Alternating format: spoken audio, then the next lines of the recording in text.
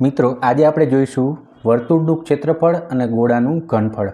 જે વર્તુળના ક્ષેત્રફળ ઉપરથી જ આપણને ઘનફળનું સૂત્ર મળી જશે। એટલે અહીં દર્શાવેલા વર્તુળની ત્રિજ્યા માનો કે r છે, તો વર્તુળનું ક્ષેત્રફળ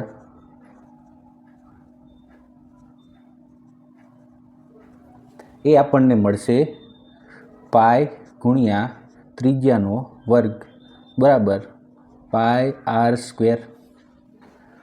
ત્યારબાદ વર્તુળની પરિમિતિ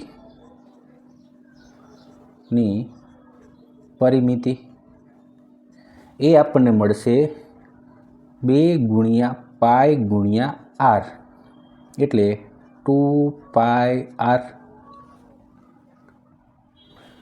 હવે માનો કે અહીંયા આપણે એક ચાપ દોરીએ જેનો ખૂણો થીટા થાય છે, તો અહીંયા ત્રિજ્યા r અને અહીંયા પણ ત્રિજ્યા r મળશે।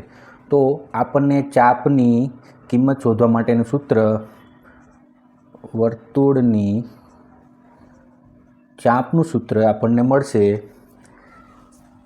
તેની પરિમિતિ 2 પાઈ r, એનો ખૂણો થીટા છેદમાં 360। આ કિંમત આપણને ચાપની લંબાઈ મળશે આ સૂત્રથી। હવે માનો કે આપેલા ચાપનું ક્ષેત્રફળ શોધવું હોય તો આપણે આને નામ આપી દઈએ ABC। તો ચાપ ABCનું ક્ષેત્રફળ તે શોધવાનું સૂત્ર 1/2 ગુણ્યા ચાપની કિંમત છે આપણી પાસે 2 પાઈ r થીટા છેદમાં 360 ગુણ્યા r।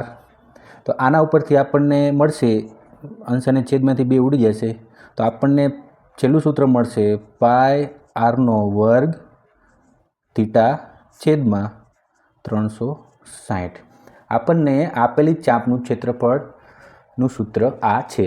મિત્રો આપને જો મારો વિડીયો અને કન્ટેન્ટ પસંદ આવતું હોય તો લાઈક કરો, શેર કરો અને સબસ્ક્રાઈબ કરો અને ઇન્સ્ટાગ્રામમાં ફોલો કરો।